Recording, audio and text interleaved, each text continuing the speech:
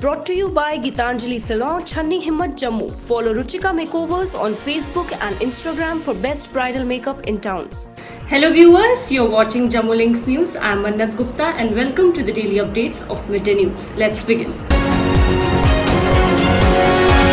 Jammu and Kashmir on Monday recorded 246 new COVID-19 cases, taking the total number of coronavirus infected people in the Union Territory to 8,675.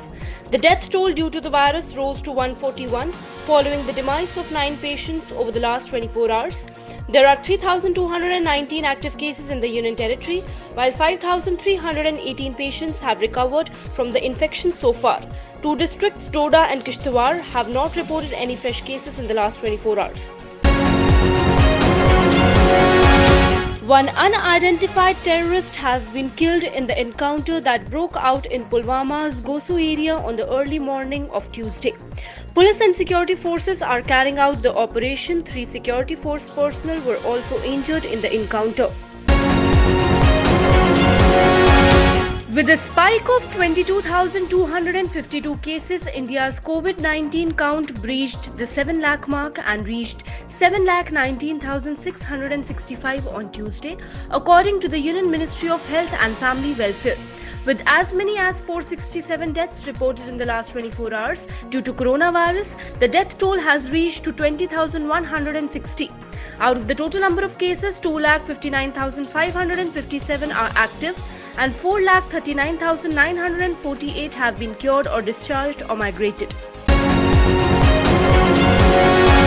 Lieutenant Governor Girish Chandra Murmu has stressed on close monitoring of developmental works and their speedy execution, besides releasing of pending payments under various schemes on priority. The Lieutenant Governor was chairing a high-level meeting of administrative secretaries at Civil Secretariat on Monday. He asked the administrative secretaries to take all the requisite measures for improving public delivery mechanism and continue working with dedication and zeal for the welfare of the public. The Jammu and Kashmir administration is setting up dedicated terminals and counters at Lakhanpur to ensure registration and medical sampling of all pilgrims on their arrival in the Union Territory for the upcoming annual Amarnath Yatra.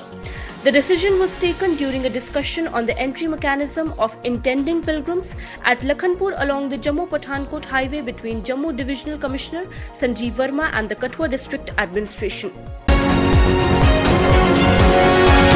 Taking cognizance of alleged blackmailing and unlawful activities of one Amit Kapoor, who projects himself as leader of an unregistered Parents Association Director School Education, Jammu has formally requested the Deputy Commissioner Jammu for appropriate action against the said blackmailer.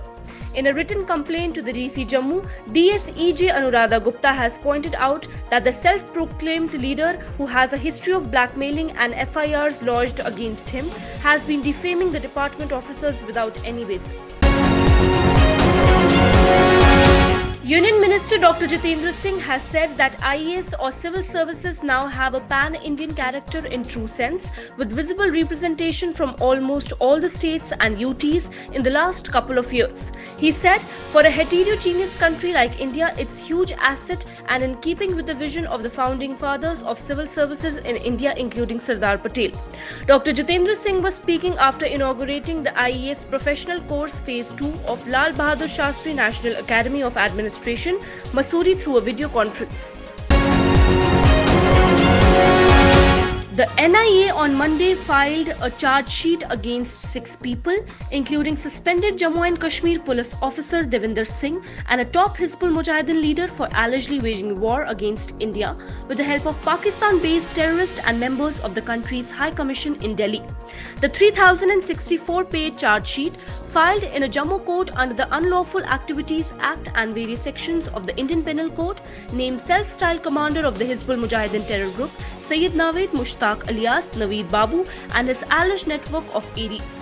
If all the charges are proved in the court, the accused can be punished with death or a life sentence.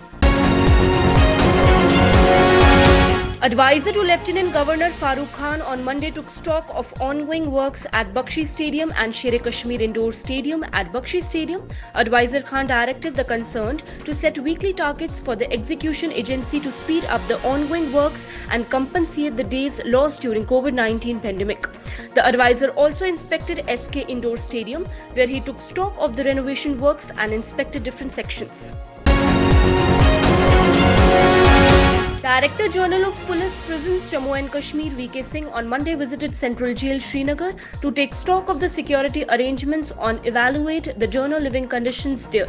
He interacted with the inmates regarding food, accommodation and medical facilities available in the jail.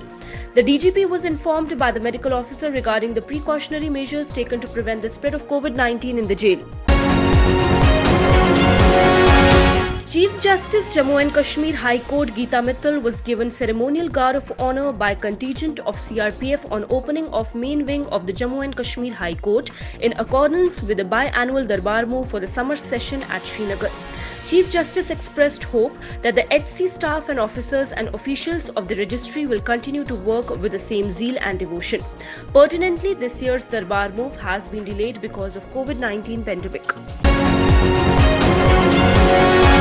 Professor Veena Pandita has been reappointed as chairman of Jammu and Kashmir State Board of School Education for 2 more years. According to an official spokesperson, Professor Veena Pandita shall continue as chairperson of the J&K board till July 30th, 2022.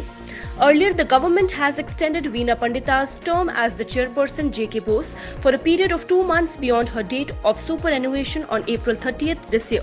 In April 2018, she was appointed as chairperson JK Bose for the first time for a period of 2 years. Final year examinations in universities will have to be conducted by September end, the HRD ministry announced on Monday, deferring the schedule from July in view of spike in COVID-19 cases. However, students unable to appear in final year exams in September will get another chance, and universities will conduct special exams as and when feasible according to a revised guidelines issued by the University Grants Commission.